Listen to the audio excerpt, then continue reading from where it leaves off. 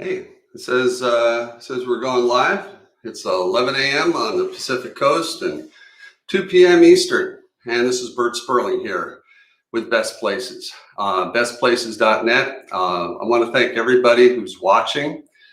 Thanks for using the site, and we can't do it without you. So if you enjoy it, if you like it, consider making a contribution.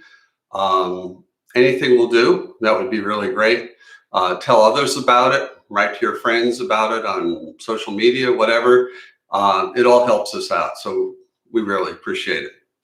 And it keeps us going because it's not free. We've got a team of great people, Nick and Bertrand and Al and Mike and Victoria and Alex and a host of people that are all working really hard to make this happen. I can't do it all myself. I've tried, and I've gotten really good people to help me out with it. And we're all doing a great job. And we have lots of really neat things that are going to be coming down the line. So a lot of the things you folks are writing about, it's in the works to have these things happen.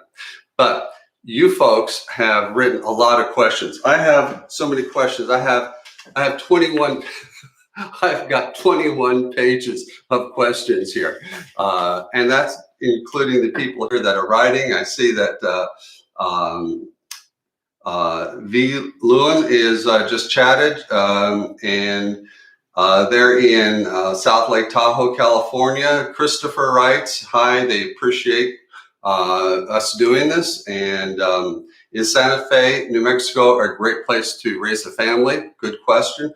And Christopher, why don't we just jump right in and ask you or answer your question. Here's Santa Fe. Santa Fe, New Mexico, it's a really great arts community. It's pretty darn expensive.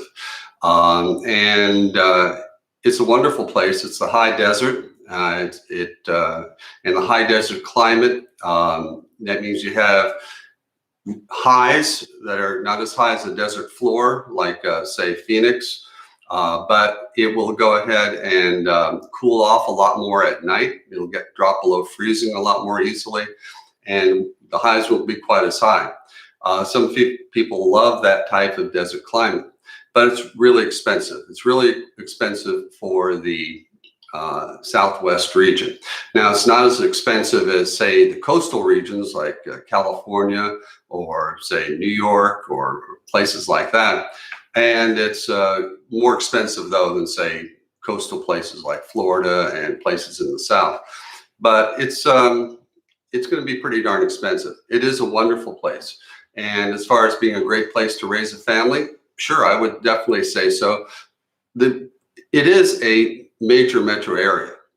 Just to go ahead and let you know, metro areas, when we talk about that, it's short for metropolitan areas.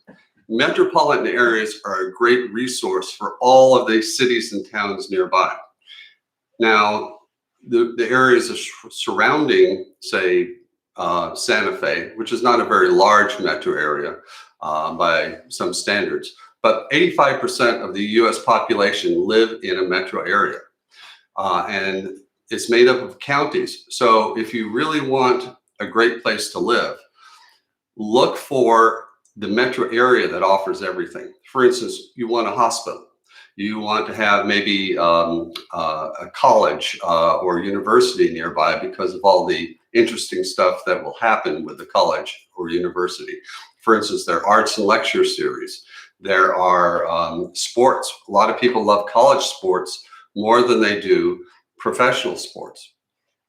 So when you're looking, and the economy, for instance, you want a job, there might not be a job in your small town that's part of a larger metro area, but within that metro area, there are lots of resources. So you don't have to live next to a hospital or an art museum or all these places that are part of a large metro area, but you can enjoy those and need to use those like a hospital once in a while. So anyway, we've got a lot of things. Here's Christopher says, what are your thoughts about moving to Raleigh, North Carolina versus Richmond, Virginia? Well, our website, .net, has a great resource for that. It has a city compare function. And this is, I think, unusual in the web. I don't know of another site on the web that lets you compare so much side by side among cities and places to live. And besides that, we have things like political climate. This is very important because the political climate of a place is increasingly important to people who live there. For better or worse, people want to live with their own type of person or tribe, if you will. And I say for better or for worse because it's not really healthy to live in a bubble where you're not exposed to different viewpoints. On the other hand, it can be kind of unpleasant if you're the only person in an area who likes Donald Trump or Joe Biden or wants to vote Democratic or vote Republican. That can be pretty uncomfortable. So our website lets you take a look at that. And I'll get into a little bit of that later. But yeah, go to bestplaces.net, look at the city, compare, great comparisons, and the cost of living compare. Here's something really neat. Best Places has become, through all of our hard work, one of the premier resources for cost of living information. Now, a lot of people say, well, what about taxes? We have taxes included in our cost of living comparison, and we have childcare. We have car insurance, which can vary greatly, even within a city. So what we have is a thing called the premier subscription or premium subscription.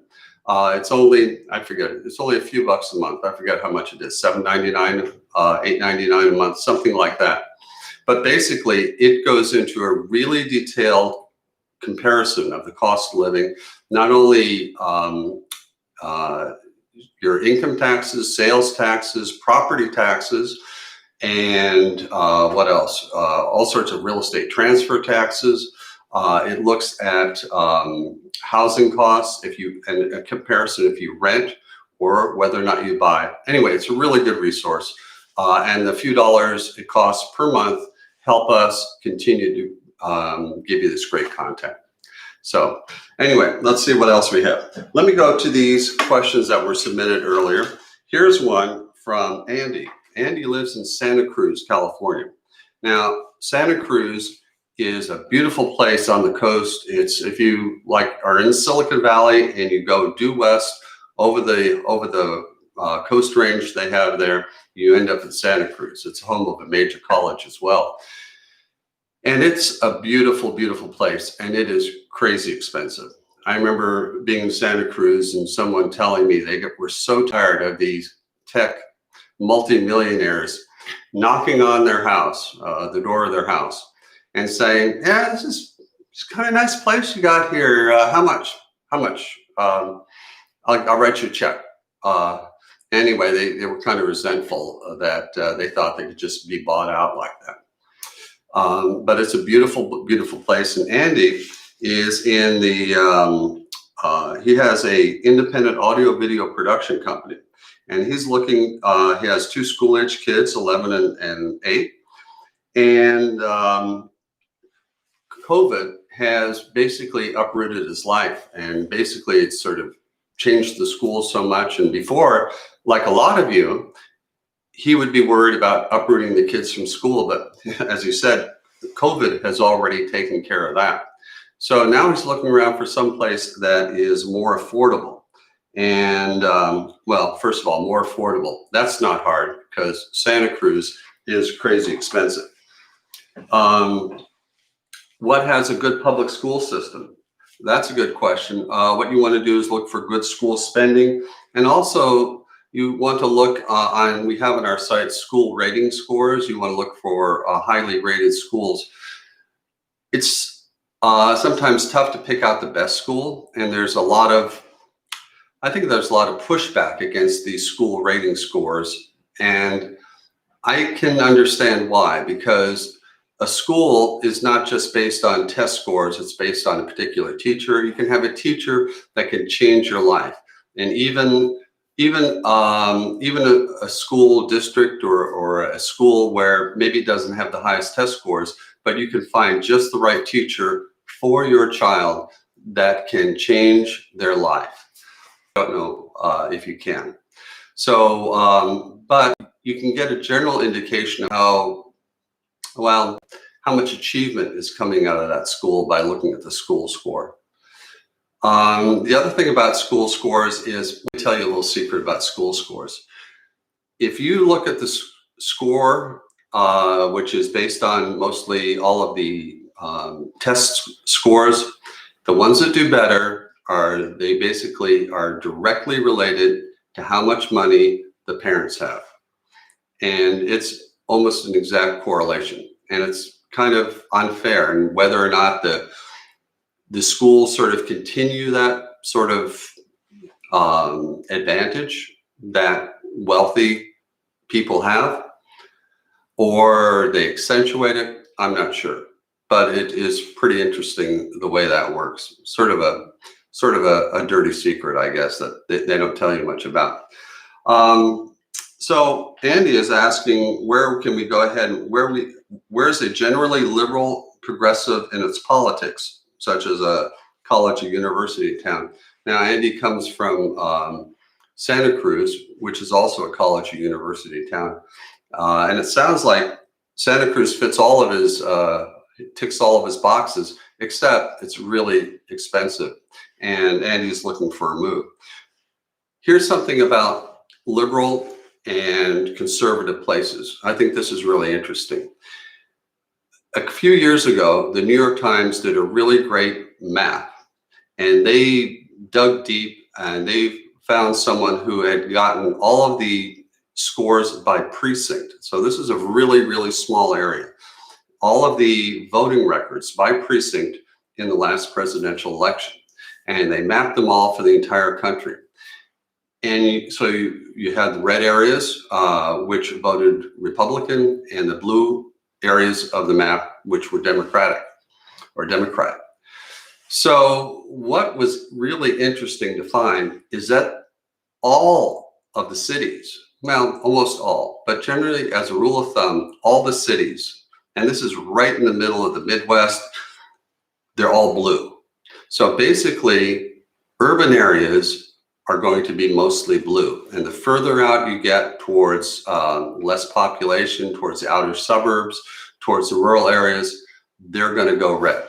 So you have some places like, say, here on the West Coast, where you're going to have, it's going to be mostly Democratic, mostly Democrat, voting Democrat.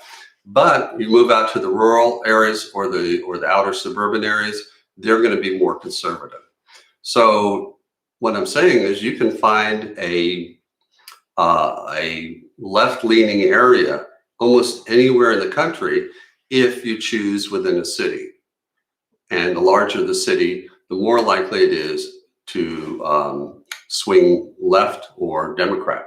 But go to our site, go to bestplaces.net. We have all of that. We've broken it down for you. We've gotten all of this information, and we have it right down to the zip code level to tell you whether it leans left, blue, or right, red. And it's really pretty insightful. And we're going to be updating that shortly with the results of the 2020 election. So, Andy, where could you live like Santa Cruz? What ticks all your boxes? That's a really good question. But I would say use those tips that I just gave you. Go to Best Places and look at that. And you would have to go ahead and find some places. I know people love Charlottesville. People love Asheville, North Carolina, Charlottesville, Virginia, Oxford, Mississippi. That's another college town. So I'm naming mostly college towns. And that is usually a good way to find a sort of a liberal bent that you're looking for. They're going to be a little more progressive than other places. And those are certainly going to be affordable. Let's see what else we have. Oh, we got a lot of people here. Let's see. Wow, there's so many questions.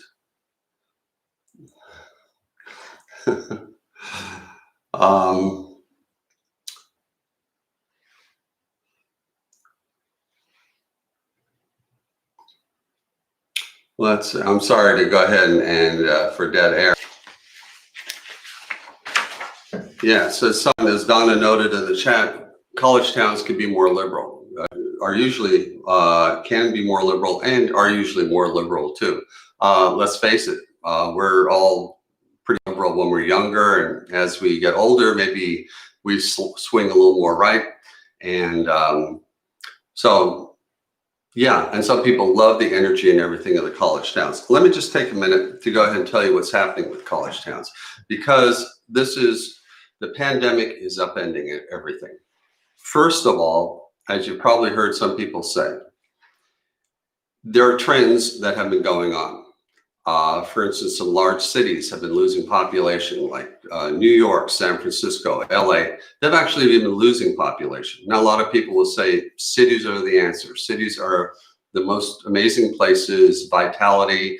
They're the powerful engine of the economy and that sort of thing. But they've been losing population. And they've been losing them over the last few years. Well, the pandemic came along, bang, it accelerated all of that hugely. And that's what's happening in our economy and in demographics, the shift. People are moving, and everything has shifted forward, like fast forward. There was a move towards working remotely from home. And what we're finding now is I think over 20% of the workforce is working remotely. This is a huge, huge change, where even like 2 or 3% would be a big change, but 20% is massive. Now, some people say, well, people are leaving New York, people are leaving San Francisco. What's going to happen? Is this the end? Is everybody going to leave because of the high taxes and because of the crowding? And now that all these really cool amenities, these large metro areas, these large cities are like a Disneyland for adults, with all the theater and the sports events and the restaurants and everything, all the resources of the shops and everything there in the city. These places are closing down. What's left? Why would we stay there? And everybody's leaving. So there's a lot of sort of gloom and doom saying that this is it. Everybody's going to move to the suburbs, and the cities are going to be hollowed out. On the other side, people are saying, no, New York is going to come back stronger than ever. People counted it out after 9/11, and it came back even stronger. And after the, say, great pandemic, it came back even stronger. Large cities. And even after the great San Francisco fire in 1908, something like that, it came back even stronger. Chicago had a great fire. It came back super strong and just was a powerful engine of economic vitality. Well, I'll tell you, people are right to a point and they're wrong to a point. Here's one thing I've found. Things take longer to change than you think they're going to change, but in the end, the amount of change is much more than you ever had considered or believed. Back in 2000, I remember the internet. I remember Amazon and the whole idea of putting stores on the internet. People said, "This is it. This is it." Click. The bricks and mortar stores are over. Now it's going to be everybody's going to be clicking with their mouse, doing all of their shopping online, and there's no reason to have any stores anymore. Well, that was kind of ridiculous, and that was part of the tech crash. Everybody thought things were going to change hugely in just a year, and they didn't. But 20 years forward, look at the impact that Amazon and other online retailers have had. I think what's over 15 to 20% of all of our retail buying is now online. This is a massive change. So what's going to happen with these large cities? Yes, they're going to come back. Will they come back like they did before? No, I don't think so. I think people have found what is happening with remote work. Employers have found it's not a problem, not as much of a problem as they thought to have remote workers. And the workers have found, hey, I can live in some place that's more affordable, like Andy with his independent arts production company, audio video production company, and he could work anywhere. And so he's looking for a place like that he can live somewhere else and then work remotely. And so this is going to happen.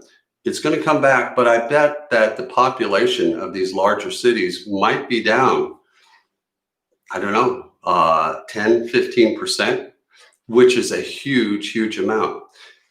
Here's one thing that a lot of people don't figure is that even 10% change in the population or the working population, even that 10% is going to have a big impact on revenue for all of the amenities like restaurants and such that would be there ordinarily, and as a tax base. I mean, these large cities were barely making enough money to cover repairs on subways and infrastructure and transit and streets and garbage collection and clean water, sewage. And then you reduce the population and expect the same level of services. That is going to be very difficult to make happen. So yes, they're going to come back, but it's going to be problematical. It's going to be a real problem. And even if I said like 10, 15% of the workforce dials in teleworks remotely, that's going to be a big problem for the cities. So I'm sorry, let's see what we have here. Greetings from Lynchburg, Virginia. Are there any metro areas? This is Caleb who writes. Are there any metro areas that currently have a lower cost of living that you think have a much higher cost of living, will have a higher cost of living in the near future? Ooh, that's a good question. Will have a much higher, I'll tell you what, like I said, things will happen more slowly than you look at. Here's what I find out about places to live. The data that changes, even in big swing times, it takes like 3 years to find a meaningful difference. Now, things have greatly accelerated, like I said, during this COVID crisis. So let me talk about, Caleb, let me talk about housing prices, which are a major part of rents and cost of living, and of course, mortgage payments. Housing prices right now are artificially high because of supply. People are not selling their house because they don't want to move during a COVID crisis, the pandemic crisis like we're having now. I think this is going to be temporary. I think what's going to happen, and from what I hear, what I've learned, is that the economy is going to get a lot worse before it gets better. It's not helped at all by this wrangling that we've seen in Washington, D.C., and things have been kept artificially high and artificially stable because there have been the $600 a week payments through unemployment that have come from the federal government, the Relief Act that they had. They're trying to find another one, but basically this has been able to keep families relatively stable across the United States. That fabric is fraying. It's fraying very badly. And there have been also restrictions in place to keep people in their homes. And those restrictions and safeguards are also running out, meaning people could find themselves evicted and not having any money to pay the rent. So I think things are going to get a lot worse. And the reason property prices are high is because they're artificially sustained high. So I would say, don't buy a house right now unless you find the right one, you get a decent deal. I think prices are going to come down a lot. I would say things are going to get worse. Keep your powder dry, meaning save your money. and prepare for prices to tumble in a lot of places. And I see some questions here about college towns being great. And I look here and some of the questions that were mailed to me earlier, that I think that property prices are going to go down, especially college towns, as I mentioned. College towns have always been one of my favorite places to find an affordable, great place to live. Now, I mentioned college towns like Oxford, Charlottesville, Asheville, and those are all college towns. And they're great because they're generally smaller. They have a lower cost of living, but they have the great amenities and resources of a college town. And you can have a very large college, and it might have a medical center as well. That would be a great place to get advanced health care, which would be unusual for a small town. And generally has a great education system as well, because of the college staff, the professors really want a good quality education for their kids. So those have been great places. But here's what's been happening with the college towns.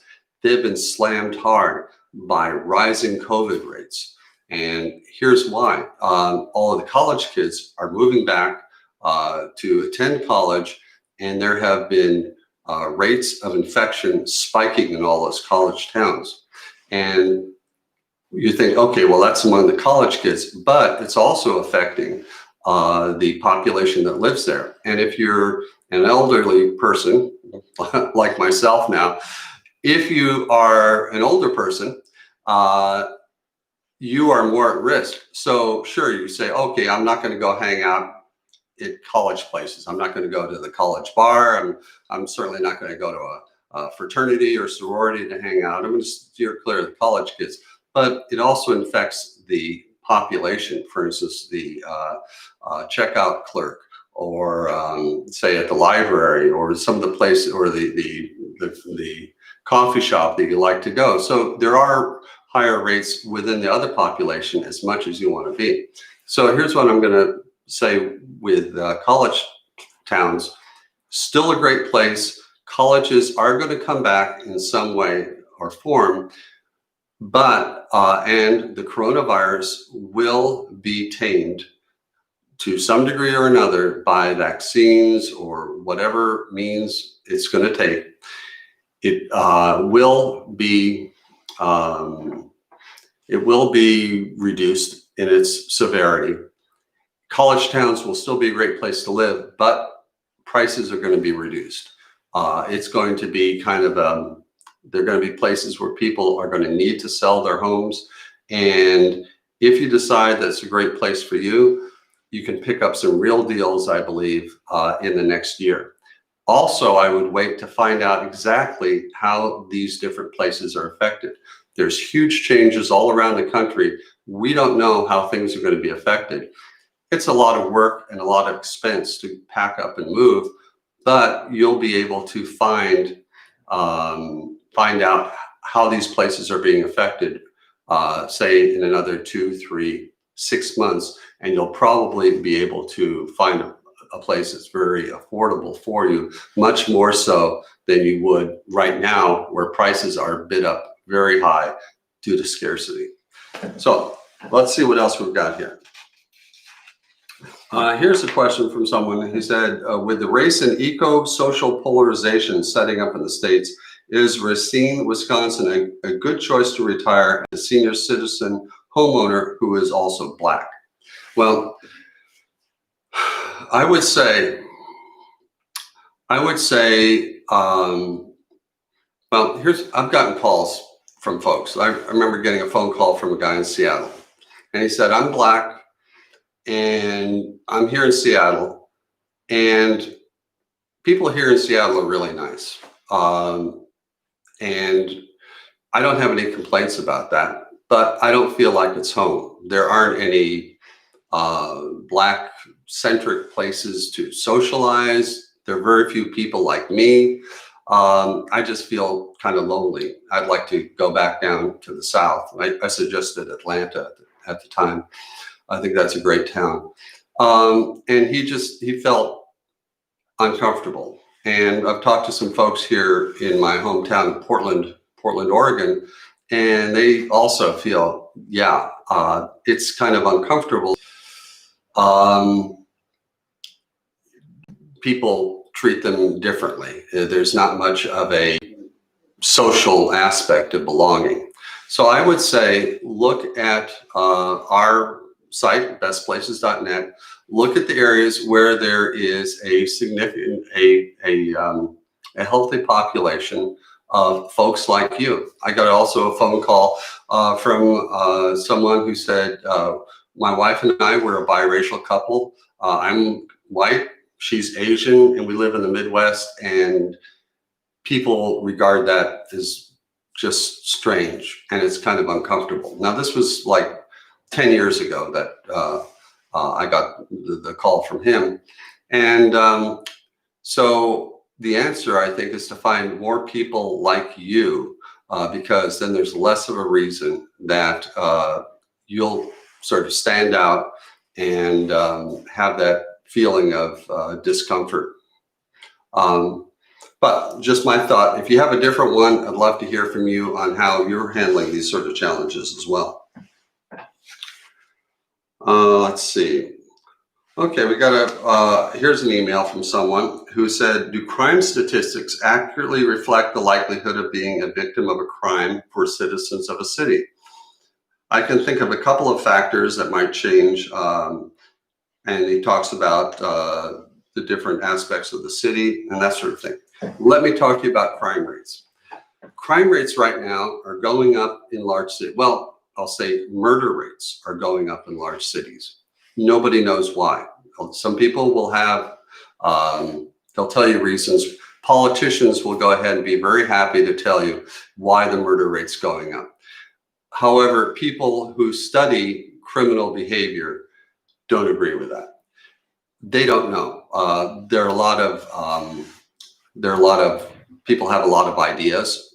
People have a lot of theories about it, but the reality is they don't know. For instance, in New York City and other large cities, the crime rate was huge at the late 1980s, early 1990s. The Times Square area of New York was like a war zone. It was terrible. For some reason, crime rates started to drop, and they can talk about community policing, and they can talk about the broken windows theory, which is if you keep places clean and repair the broken windows, then criminals feel uncomfortable somehow and they move on or they stop engaging in their behavior.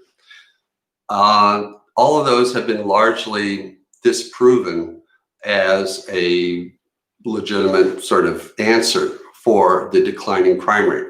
But crime rate has been going down, down, down for a long time. Now, it's easy to feel unsafe, especially if your car is getting broken into or someone robs your house. But the reality is that crime overall in the US is very low. And here's an example. I was getting, I think, my flu shot or whatever, and the young guy who was giving me the flu shot, because I'm Bert Sperling, the Best Places guy, I'm always really annoying.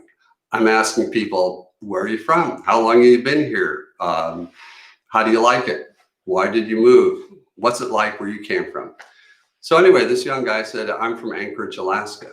And I had just been looking at the crime rates, and I knew that Anchorage had the highest violent crime rate of any large city. And I said, wow, okay, Anchorage, Alaska. And I said, you know, it has a really high crime rate. He said, yeah, I know. And this guy was only like, I don't know, 23, 25 years old. He said, yeah, I grew up in Anchorage, and yeah, it has a really high crime rate. But you know what? Didn't bother me at all. Didn't bother anybody I knew, because we didn't hang out with people that were doing the crime, and we didn't go where the crime was, and we just stayed clear of it. And it didn't bother me at all. And in fact, I'll be happy to go ahead and tell you more about it. And so I've got to do a phone conversation, a follow-up call with him to talk about it. But he was very aware of that. He said, "I'd love to go ahead and tell people, don't just look at the crime rates, because that doesn't tell the whole story. And with every town, there are probably some places with higher crime, but guess what? You steer clear of those areas and won't be affected by it, or move to another part of town, or not move, but find that part of town where there's a lower crime rate, and you'll be a lot better there." Now, interestingly, some cities have more violent crime. Other cities have more property crime. Here in my town, Portland, Oregon, which you've heard probably a lot about these days, Portland has more property crime than it does violent crime. But interestingly, Portland, like a lot of other larger cities, has a higher murder rate. This year, for some reason, we're spiking. And in larger cities all over the US, the murder rate is spiking. And this is not a thing that is, I think, caused by any particular factor. Maybe it's the coronavirus. I don't know. Maybe this is one of these factors that we're going to find out later, or maybe we'll never know. But for whatever reason, and whether it's a city that is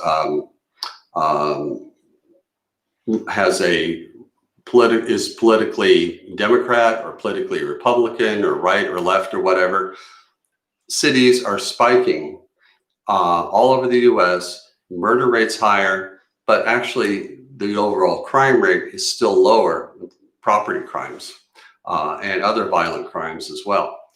It's one of the things I don't know, but don't believe everything you hear about in the news. It seems like everybody has an axe to grind, and it's important to sort of settle down, look at the facts, and then make your own decision.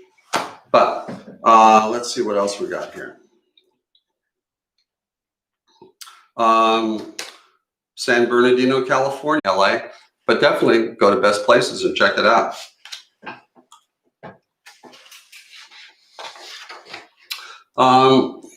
Here's someone. Barb is retiring soon on a modest fixed income. Have we developed a relational database that will search all the ideal requirements I'd like in a retirement destination? Well, yeah, we have. We have our Best Places to Live Finder. Okay, we have our Find Your Best Place tool on Best Places.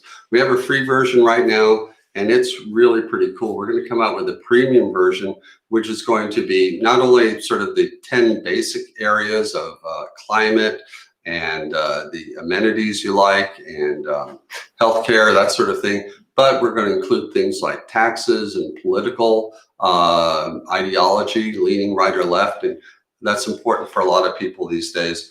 So yes, come to our site, Best Places. Use the Find Your Best Place tool. It's really great. It looks at all of the major metro areas in the country. 383 metro areas we look at, all the way down to very, very small areas. And it really helps to sort of get an idea. You get to put all your preferences in there, and it will give you the top, I think, 3 or 5 choices, which you can then look at in more depth. So anyway, Barb wants like a college town that includes fine arts, located south of the Mason-Dixon line, but no snow or no hurricanes. Has a Whole Foods, Trader Joe's, or Fresh Thyme. That's a new one for me. Starbucks is nice, but not a deal breaker. Great medical care nearby, cost of living below the national average, reasonable property taxes, reasonable housing costs, and a medium to small urban area. Those are all good requirements. And what I would do is look at a metro area that has those resources that you want. For instance, you don't have to live next to a Trader Joe's or a Whole Foods. And by the way, that's one thing we have in our database is we have locations of Costco, Sam's Club, Whole Foods, and people love Trader Joe's. If you haven't been to a Trader Joe's, maybe you don't know what I'm talking about, but some people really love their Trader Joe's or Costco or Sam's Club. So that sort of stuff is important. And when you mention reasonable property taxes, You can go on our site and look at the advanced cost of living, the premium cost of living, and that has all of the taxes like property taxes in there as well. So that's really good. Let's see. Okay, somebody says, why, this is Joseph, who goes ahead and says, why do we list Portland area as one of the best, Portland, Oregon, as one of the best places to live? I live near Portland, and it's been a mess for years now, especially in the last year with the riots, burning of buildings, attacks on its citizens. How can anyone take your company's advice seriously? Okay, I'll tell you, because here I think are the facts about Portland. Now, I happen to know about Portland because I live there, and I'm sitting right now in Portland. And if you could look outside in my neighborhood, it's a beautiful tree-lined street, and it's beautiful. And the fact is that these protests that you hear, they have very little effect on the general population. And yeah, Portland's a mess in a way that we are not dealing with the homeless crisis. I don't know what the answer is, but we haven't found a good answer for it. And a lot of cities on the West Coast are going through the same thing. Portland's not alone. I don't know what the answer is. I don't know what the answer is, but we don't have the answer right now. And Portland is not as, say, livable as it was maybe 15 years ago. I think Portland was at a really special place, let's say around 2005, where it was undiscovered. It was really affordable. It was one of those rare places on the West Coast that, unlike Seattle, which was high priced, and San Francisco, of course, and LA, and all the places up and down the coast, and Portland just sort of was overlooked and dismissed.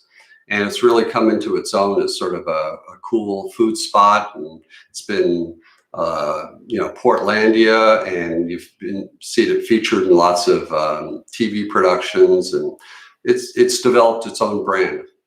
And Portland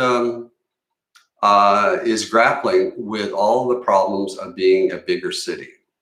And there are big city problems of homelessness and overpriced housing and that sort of thing. So yeah, it's got its problems. But does it affect people? Are citizens getting attacked? No, we're not. It's, I think, still a great place to live. And I think it's right now a political football, and a lot of claims are being made about it that I think are overstated.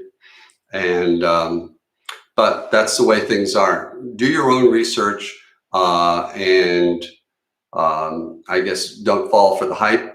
And part of that research, of course, the best places.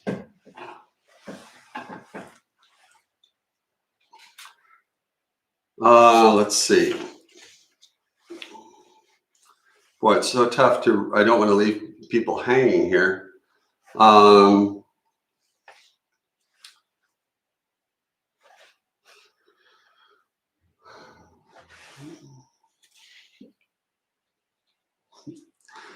Someone says on the chat, so all of Portland is not burning. No, it's not. I was thinking about doing a video saying, here's what Portland is, and show the Justice Center where all of the protests take place, pan the camera, and things don't look so bad.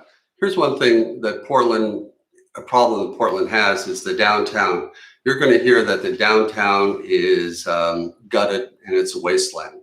Well, Portland's downtown area is pretty darn sad. And, over the years, lots of cities have had their downtown sort of, abandoned, that sort of thing. I think the design of Portland's downtown is not very good. It's not conducive to people going downtown and engaging in little shops and interesting places. Or most larger buildings, and they don't have storefronts really. There's no reason for people to go downtown. So the truth is, Portland's downtown has been going downhill for the last 5 years. And just like I said, the pandemic accelerates things. Bang, the pandemic is accelerating all of these store closures, and the protests have not helped because they've broken windows and there are boards now in front of the windows. And it looks pretty shabby. But they can fix that up, and I think there are bigger problems with Portland's downtown than what we're just seeing right now. And it's not due to any protest or property destruction.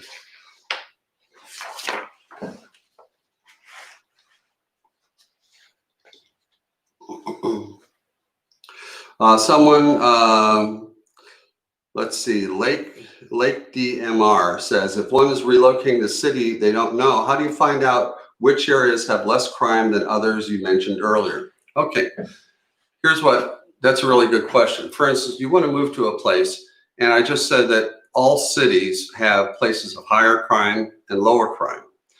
How do you find the places with lower crime? How do you stay away from places with higher crime? Well, first of all, I would say, look at the people who are living there. Basically, they're all voting with their feet, meaning they're moving places. So you want to look at a place that is, you want to make sure that you look at the zip code level, for instance, and you want to make sure that it's increasing instead of decreasing. So you want to make sure that more people are moving there. And that's important because you don't want to go to a place where people are abandoning. And that's the same thing with the city. But basically, you want to see where places, you want to find the places where people are moving to. And on Best Places, we show you how much the population has increased over, I think, 1 year, 3 years, 5 years, and 10 years, or maybe 1 year, 5 years, and 10 years. And that'll give you a good idea the places that are increasing population. The other thing you want to look for is you want to look for places with a good family structure, stable structure. In other words, you want the places that are going to have, let's see, higher levels of education among the people who live there is important. Well, let's take the other way. What are places that are going to have higher crime? Are going to be places where the population is going down. Housing prices, that's another thing to look at. Look where housing prices are increasing. Are housing prices going up? That means they're more desirable. That means people are moving there, and they're bidding up the housing prices because they find it to be better places to live. And so they're willing to go ahead and pay a little more money to live there. So the places that are going to have more crime are the places with lower housing costs and declining housing costs as well. They're going to have a population is going to be decreasing. They're going to have people that maybe it's going to have a higher unemployment rate, and we'll show that as well. They're going to show people that maybe have lower levels of education, where they, I think it's more likely to be engaged in criminal activity. Let's face it, if someone is a lawyer or a college professor or a doctor or say a web developer or something like that, they're probably less likely to tolerate crime near them or be engaged in criminal behavior. So you want to find those places which are desirable places to live. But here's what else. You want to also probably, unless you have a bunch of money, you could always move to the most expensive place and feel it's pretty good. And I've sort of got a problem with the most expensive places because I find sometimes the people are kind of rigid and they're not they're not cool to be around. I've had there are people around that maybe are not they're just kind of rigid, and it's not that great. But anyway, so what you want to find, if you don't have a lot of money to move to the most expensive place, and who does, you want to find a place that is on its rise going up. So let me tell you what to look for the places that are on their way up. So what you want to look for is, say, shops nearby. There's a place in my town where it's become sort of an arts district. There's lots of things happening there, and within the past 5 years, it's really taken off, and property values are going up because it's so desirable. But it was really affordable before.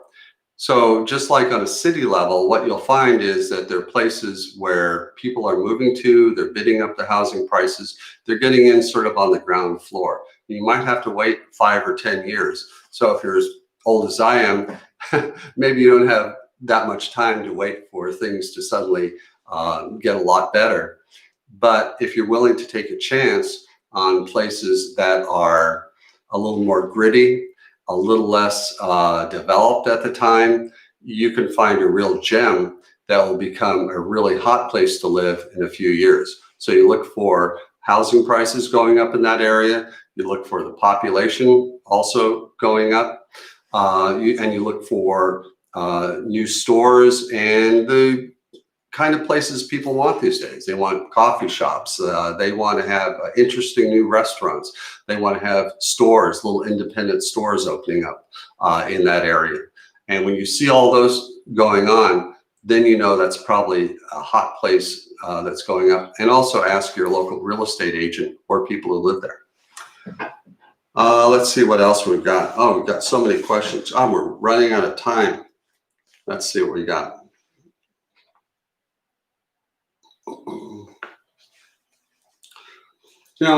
Some people are asking about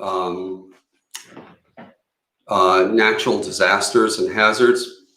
Before, I would say the West Coast, and particularly the Northwest, is a great place to live. I mean, it's really, really free of any sort of natural disasters. You don't have tornadoes, you don't have hurricanes, coastal flooding, not so much. But now we have wildfires here in the West, and that is disastrous.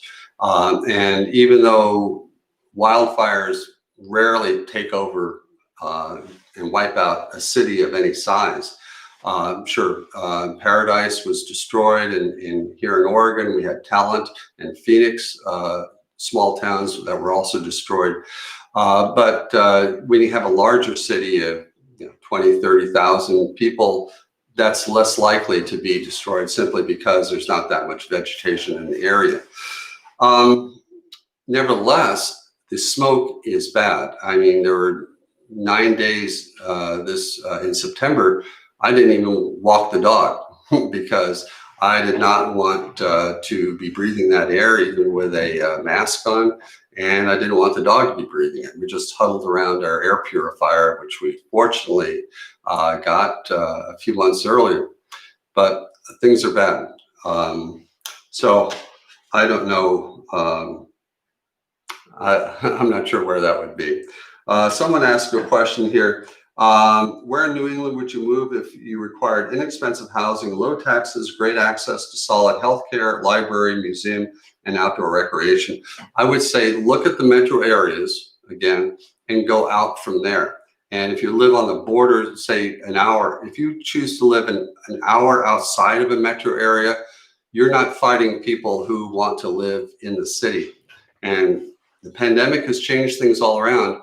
And sometimes that suburban area now is, say, more desirable. I know a lot of places, like places, I was reading a story about, I think it was Vermont. People are moving from New York City to Vermont. We'll see how much they like it in the long term.